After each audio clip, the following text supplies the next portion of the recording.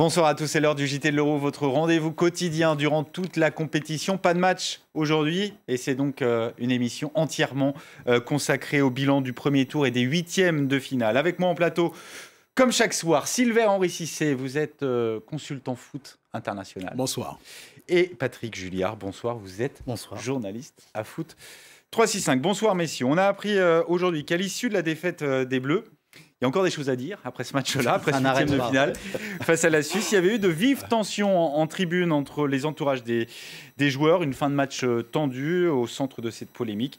Véronique Rabiot, c'est la maman du milieu de terrain de la Juventus Turin. Sur des images filmées par nos confrères de TF1, on la voit invectiver les proches de Kylian Mbappé. Elle aurait demandé aux parents du joueur parisien après son tir au but raté de recadrer leur fils, trop arrogant à son goût.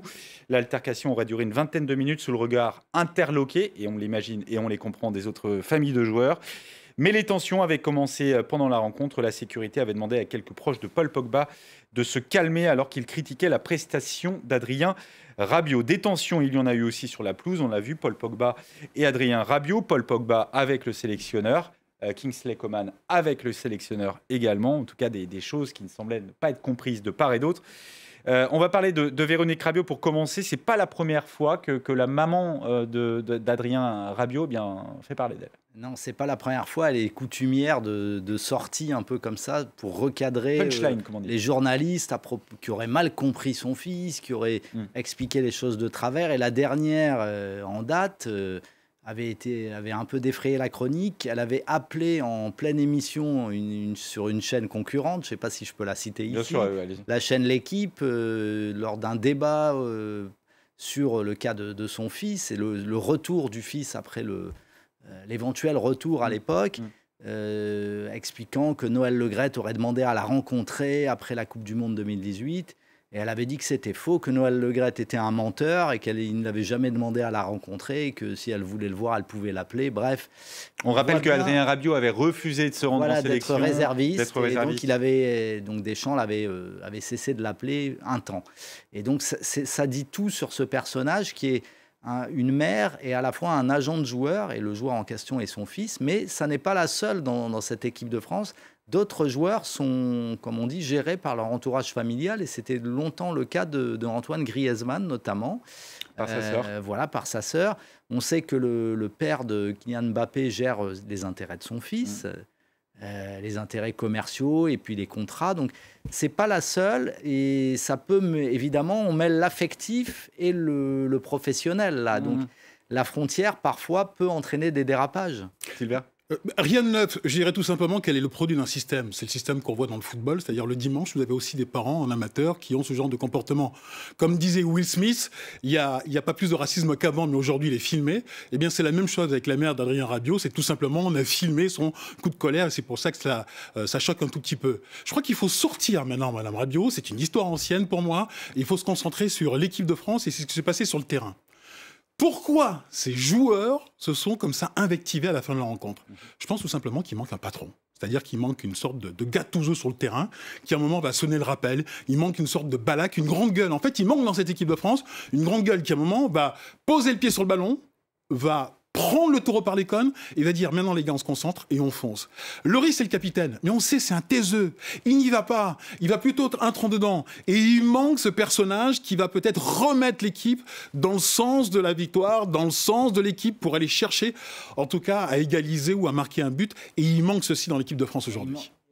C'est un relais du coach qui manque. Et là, étant donné les choix de Didier Deschamps... Il connaît bien ce rôle-là, pourtant, Didier Deschamps, parce qu'il a été longtemps un relais, l'aboyeur, c'était un peu ce qu'on appelle l'aboyeur de l'équipe. Il avait d'ailleurs succédé dans ce rôle à un autre fameux aboyeur, Bernard Pardo, en équipe de France. Donc c'est un profil qu'on n'a plus beaucoup, parce que Pogba, il tient un peu ce rôle-là, mais c'est à la fois un animateur de groupe, mais... pas uniquement un aboyeur comme ça, joueur de devoir à la Gattuso, c'est un autre profil, mais malgré tout, c'est lui qui, lors du match contre la Suisse, a essayé de faire entendre ce qu'il pensait à Didier Deschamps, en lui disant « il vaut mieux qu'on continue de jouer haut, c'est comme ça qu'on a marqué, c'est comme ça qu'on peut continuer à menacer les Suisses ». Qui ont l'air friables derrière. Et Deschamps, lui, disait plutôt « sécure, temporiser, calmer le jeu ». Et en vrai, le problème, c'est qu'une partie de l'équipe allait plutôt dans le sens de Pogba, c'était les joueurs offensifs. Et l'autre partie, allait plus dans le sens de Raphaël Varane, c'était les défenseurs. Et au final, ça a créé une équipe un peu coupée en deux. Et en plus, Hugo Lloris, il l'avait rappelé en début d'Euro, hein, attention au déséquilibre que ça pouvait créer, la vocation offensive du trio d'attaquants, et puis le déséquilibre qu'il pouvait y avoir derrière Sylvain Henry. Non, mais juste pour revenir à ce moment qui est entre Rabiot et Pogba, ça arrive dans toutes les équipes, ce genre de coup de gueule. C'est arrivé pendant le... En général, ils se cachent ou ils mettent la main devant la bouche. Mais ça arrive, c'est l'adrénaline, c'est le combat, c'est le match. Mais justement, il a manqué quelqu'un pour dire stop. Et c'est ce que je reproche à cette équipe. Et je pense que Didier Deschamps ne l'a pas installé. Est-ce qu'il a laissé une fissure apparaître, Didier Deschamps, qui va être dur à combler? Ah ben oui, complètement. Vous avez vu, il était perdu. Il était perdu à la fin de la rencontre. Il était perdu en conférence de presse. Et on n'a pas l'habitude de voir un Didier Deschamps dans cette posture. Même quand il était en difficulté à Marseille, dans sa posture non verbale et paraverbale, il avait ce rôle encore de conquérant, de commandant en chef. Là, il n'était plus du tout commandant en chef. Et il y a cette séquence qui est surréelle avec Coman. Il dit à Coman de sortir et Coman reste sur le terrain. Il y a 2-3 minutes, là on ne sait pas trop. S'il y avait un relais, Laboyeur aurait dit « tu sors » et en tant que patron et en tant que sélectionneur, il a dit « tu sors » et Coman reste. Et il se passe quelque chose qui peut-être fait basculer le match dans le sens des Suisses et pas dans le match de sens des Français. Méconnaissable Didier Deschamps? Un petit peu, parce que depuis qu'on le connaît en tant que sélectionneur, depuis 2012. Il y a quelques plans de fin de match où on le voit avachi sur le banc, à se tenir la tête entre les mains. L'air de dire tout m'échappe, le sol se dérobe sous mes pieds. Après, moi je pense qu'au-delà de ces invectives entre joueurs, de ces accrochages qui, effectivement, comme le dit Sylvain Henry, ça peut arriver, c'est pas forcément dramatique. Et si la France avait fini par gagner difficilement, on n'en parlerait même pas. C'est plus il y a eu un manque d'envie et d'état d'esprit collectif dans cette équipe. Sur la dernière action qui amène le but égalisateur suisse, dans une équipe plus concernée et plus unie, un défenseur se serait sacrifié pour aller découper, entre guillemets, c'est pas beau, mais ça se fait, hein, l'attaquant suisse, éviter un but. Il y aurait eu une occasion sur un coup franc, mais il n'y aurait pas eu de but. Ça n'est pas arrivé. C'est ce qu'on peut reprocher à ces joueurs, au-delà de toutes les prises de bec et les problèmes personnels. Et la question de son avenir, maintenant, elle se pose évidemment pour Didier Deschamps. Regardez ce qu'a déclaré à nos confrères d'Europe 1. C'était mardi, le président de la Fédé, Noël Le Graët. Je vous invite à lire cette déclaration de Noël Le Graët. J'ai l'impression qu'il n'a pas envie de partir. On va discuter sereinement dans les 8-10 jours qui viennent. Jusqu'à présent, il n'y a pas grand-chose à lui reprocher. Je croyais sûrement, mais à tort, que notre équipe était dans les 4 meilleurs d'Europe. On ne peut jamais décider à chaud. On va faire le bilan d'un certain nombre de matchs, de la popularité de Didier, mais aussi de l'affection que les joueurs lui portent. Ça, c'est important ce qu'il dit là. On ne décide pas comme ça. Il faut aussi que lui ait très envie de rester. Il n'y a que 10 matchs par an. Il faut avoir une motivation extrême et je suis persuadé qu'il l'a.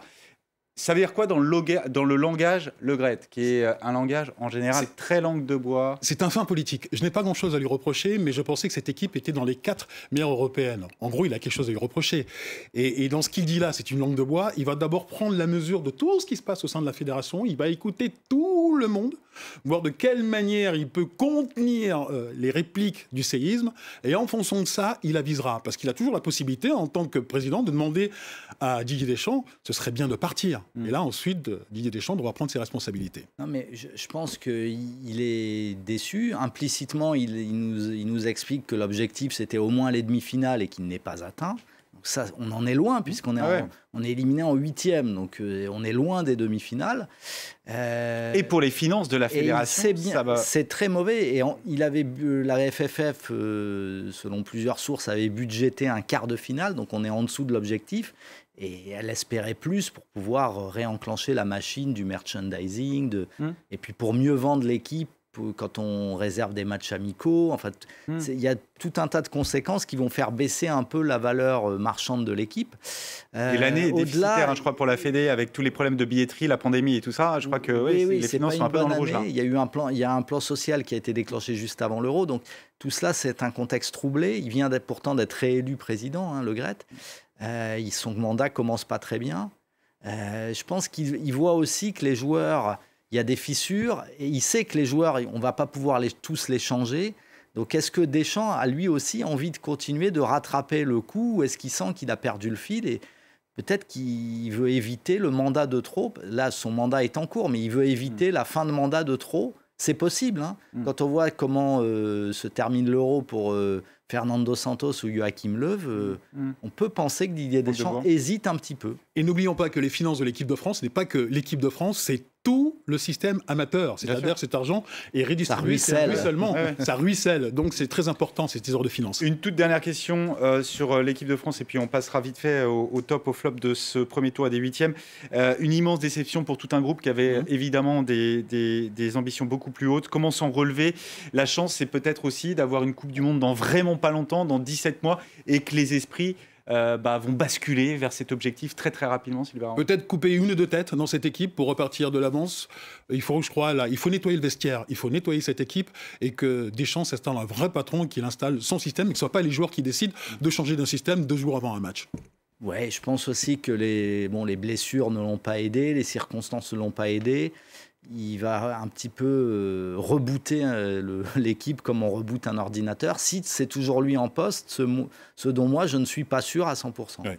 La France aux portes des quarts de finale, loin des objectifs fixés. Donc, c'est pas la seule grande nation à avoir quitté la compétition aussitôt. L'Allemagne, les Pays-Bas, le Portugal, la Croatie sont eux aussi rentrés chez eux. Toutes les équipes du groupe F, le groupe le plus relevé, celui de la France, ont été éliminées. Est-ce qu'il n'y a pas eu un manque de fraîcheur chez ces équipes et chez ces joueurs? On a vu beaucoup de joueurs terminer les rencontres avec des crampes notamment. Ce manque de fraîcheur, on s'en est rendu compte tout simplement par les rencontres qui démarraient toujours à 100 à l'heure. Et avant la 90e minute, c'était vers l'heure de jeu, on sentait les équipes qui marquaient le pas. Je crois que c'est la fin de la saison. Il n'y a pas eu, vous savez, ce moment entre la fin de la saison et le début d'une grande compétition pour une préparation physique préparée. On a tout de suite enchaîné. Les joueurs sont tout simplement cramés et fatigués dans un contexte très difficile qu'est celui de la Covid. Oui, groupe difficile. En plus des matchs à Budapest où il faisait particulièrement chaud. Ça n'a pas aidé. Et puis des équipes, pour certaines, en fin de cycle dans ce groupe, notamment l'Allemagne et le Portugal. Donc ça aussi, ça a dû contribuer à ce qu'elles aient du mal à enchaîner les matchs. Allez, vous avez 15 secondes pour répondre, messieurs, et tenez le chrono aux différentes questions. La grosse déception de ce premier tour des huitièmes? Pour moi, c'est la Turquie. Pour moi, la France et la Croatie, finalistes de la dernière Coupe du Monde. La sensation? C'est le Danemark et surtout le 4e but contre la Russie où on voit une équipe qui, comme des minimes, comme dans un tournoi Xist, quand ils marquent le 4e but, sont tous ensemble, font la fête. C'est génial. Sensation pas à ce point-là, mais une relative surprise, c'est l'Ukraine qui a vraiment changé son visage, qui offre un plus beau football qu'est-ce qu'elle avait l'habitude d'offrir, donc l'Ukraine. Ok, et puis le favori? J'hésite entre Belgique et Italie. Allez, je vais dire Belgique, sinon j'ai quelqu'un qui va certainement me tenser. Je vais dire Italie, du coup. Italie? Pour équilibrer. D'accord, ok. Donc c'est plutôt la partie de tableau gauche, vous voyez le vainqueur. Non, partie droite, la partie la plus facile. Sont faits la partie pour d'Angleterre. On a des amis anglais ici, suffisamment à France 24. Le tableau des quarts de finale, Sacha, s'il vous plaît, en régie, si on peut quand même le voir. Italie-Belgique, c'est bien sûr vendredi. Il y aura ce même jour la Suisse, les bourreaux de la France face à l'Espagne, et puis République tchèque, Danemark, Ukraine, Angleterre samedi pour ces quarts de finale de cet Euro 2020. Voilà, on a tout dit. Ce soir, on a été complet, je pense. Merci à vous. L'info se poursuit sur les antennes de France 24.